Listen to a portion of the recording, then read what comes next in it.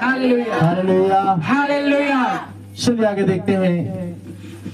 कई बार ऐसा होता है कि हम लोग जब मीटिंग करते, कन्वेंशन करते हैं, तो समझना यह जरूरी है कि कन्वेंशन होने के बाद बपतिस्मा हुआ तो मीटिंग सक्सेस हो गया, ऐसा करके समझना है।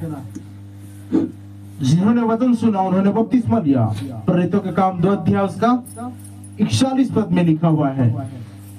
तो कहीं पर भी मीटिंग होता है, कहीं पर भी कन्वेंशन होता है, उसके बाद लोग डिसीजन लेते हैं और उद्धार पाते हैं, तो हमें यह समझना चाहिए कि हमारा प्रचार करना मीटिंग सक्सेसफुल रहा। Hallelujah hallelujah.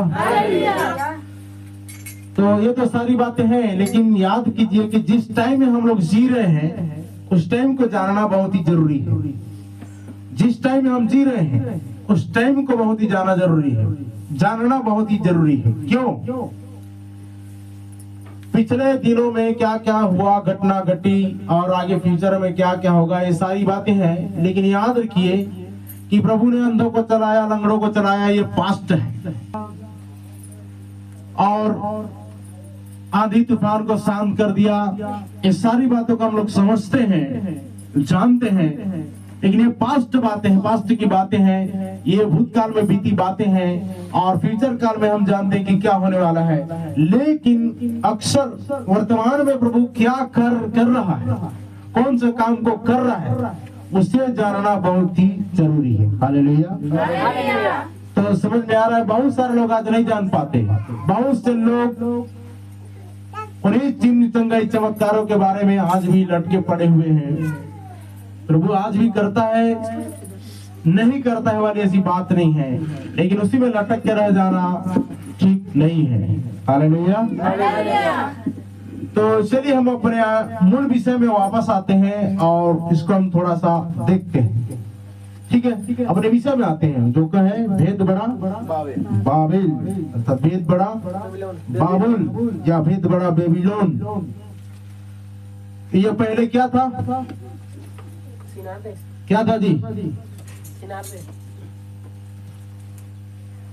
जी हाँ, पहले यह सिनार था। क्या था? सिनार था। याद रखिएगा, उसका नाम रखना। भेद बड़ा बाबुल का पहले क्या था? ये सिनार था। सिनार। थोड़ा सा अब इसको मॉडल होते हुए हम देखेंगे। बाद में यही बाबेल पड़ा। क्या पड़ा?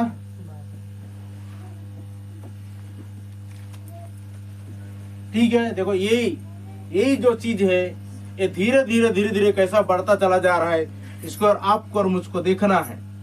जो कि निम्रोद ने बांधा शहर था, जो कि निम्रोद ने बनाया एक शहर था जिसका नाम था बाबेल।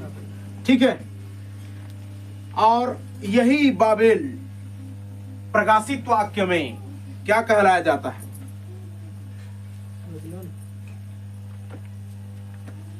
17 अध्याय में बैठी एक औरत है। क्या है? एक औरत है। कहां पर बैठी? प्रकाशित वाक्य में। देखो, उत्पत्ति से प्रकाशित वाक्य कितना मैच करता है इसको देखना जरूरी है। उत्पत्ति में हर चीज का आरंभ होता है और प्रकाशित वाक्य में अंत होता है। उत्पत्ति शुरुआत है तो प्रकाशित वाक्य खात्मा है। ये 17 अध्याय में बैठी एक औरत है, उस नगर का नाम है भेद बड़ा बेबीलोन। क्या? भेद बड़ा बेबीलोन। अब आ गया ना, देखो कितना इसका नाम चेंज हो गया। अभी आप देखिएगा कि आपके जिंदगी में पुरानी बातें में जब आप रहते हैं तो कुछ याद होगा कि उससे पहले कुछ और चला करता था। हाफ पैंट का समय था, फुल पैंट आया, फुल पैंट का समय था, उसके बाद में कुछ और आ गया। इसी रीति से ये जो है ना, पहले सिनार था, इसमें मॉडर्न जमाने में अभी देखेंगे तो ये बेबीलोन आ गया है। क्या आ गया है? बेबीलोन। प्रकाशित वाक्य में बेबीलोन मॉडर्न हो गया। कंफ्यूजन। समझ में आ रहा है? बाइबल नाम का ही मतलब है कंफ्यूजन। क्या है यह? यानी उलझन। कंफ्यूजन का मतलब होता है मैं बहुत बड़ा कंफ्यूज हूं। बोलते हैं कि नहीं, इस बातों के विषय में हम लोग समझ नहीं पा रहे हैं, हम कंफ्यूज हैं, उलझन है। आज के दौर में सब उलझनों से भरे हुए लोग हैं। कैसे? एक सवाल से दूसरा सवाल समझ नहीं पाते हैं, तो ये क्या चीज है? उलझन ही तो है। एक सवाल से दूसरे सवाल को समझ नहीं पा रहे हैं, इसका मतलब उलझन है। और आगे हम चल के जाते हैं, तो ये क्या उलझन ही है? उस चर्च के बारे में ये बोल रहा है, इस चर्च के बारे में वो बोल रहा है, तो यह क्या है? उलझन ही तो है। समझ में आ रहा है ना? आज इस चर्च के बारे में बहुत सारे लोग बोलते हैं, याद रखना लिखा है कि पेड़ को अच्छा कहो तो फल को भी अच्छा कहो। Hallelujah, hallelujah. और